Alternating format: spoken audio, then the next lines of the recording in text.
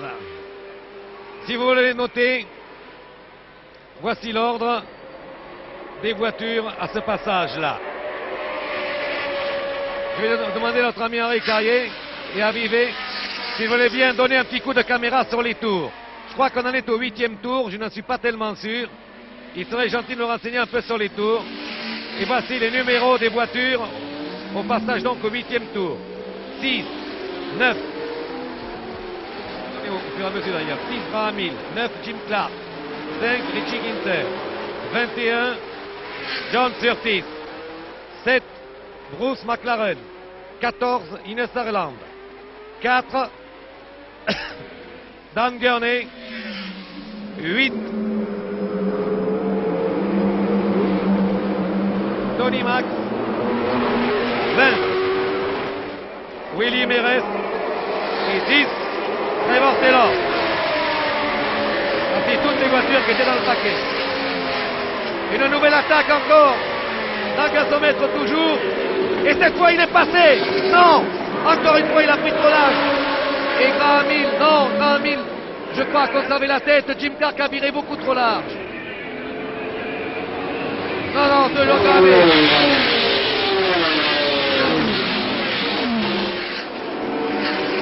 Vous avez vu la tactique de Jim Clark et de passer Graham Hill dans cette épingle impossible du gazomètre. Alors il passe effectivement, mais il prend trop large. Et ce renard de Graham Hill, le champion du monde, vire lui beaucoup plus sec. Et le reprend en vitesse pure sur sa lancée en ligne droite. Il le repasse chaque fois. Et ça pose un problème à Jim Clark. Graham Hill lui pose un problème sur BRM. Jim Clark sur Lotus. Et Jim Clark, vous le savez, est le favori pour le championnat du monde cette année. C'est le pilote en super forme. Vous voyez toutes les voitures qui virent vraiment en gros en paquet. Rien n'est joué, absolument rien. Sortie des chicanes.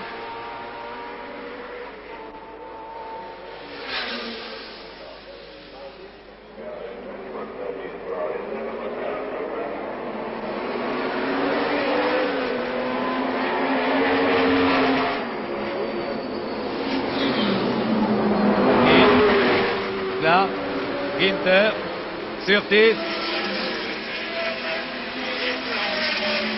Encore une fois, Clark se porte à la hauteur de Hill. Qu'est-ce qu'il va essayer là? Non, cette fois il prend ses roues, il a compris. Alors que Graham Hill, cette fois, lui a fermé l'extérieur. Toujours 6, 9, 5, 21, 7, 14.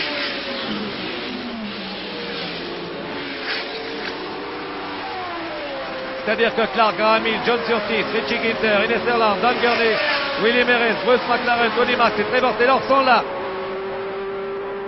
Nous en sommes au 11e tour. Car le monsieur qui est devant les tours a beaucoup plus envie de se faire voir que de faire voir les tours qu'il est en train d'afficher. Je vous rappelle que ce Grand Prix comporte 100 tours, 314 km 500. Nous en sommes au 11e tour. Et je dois dire que, après 11 tours, j'ai rarement vu un Grand Prix de Monaco, un Grand Prix tout court d'ailleurs, avec autant de voitures dans le paquet, c'est-à-dire roue en roue.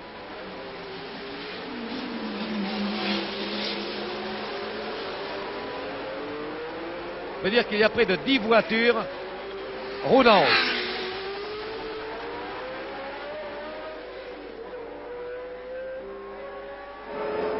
Légèrement décalées tout de même les premières, c'est-à-dire Graham Hill, Ginter et Clark.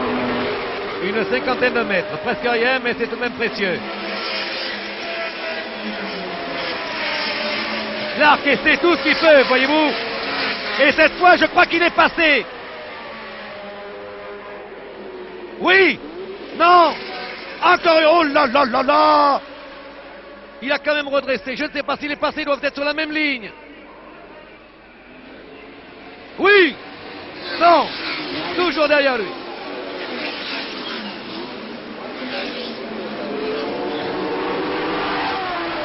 Ah, c'est hallucinant, ce duel en tête de Graham Hill et de Jim Clark est hallucinant. Et Jim Clark a l'impression qu'il ne peut pas attaquer Graham Hill ailleurs que dans le gazomètre. C'est toujours là où il porte son attaque. Et chaque fois, il se fait prendre à l'extérieur.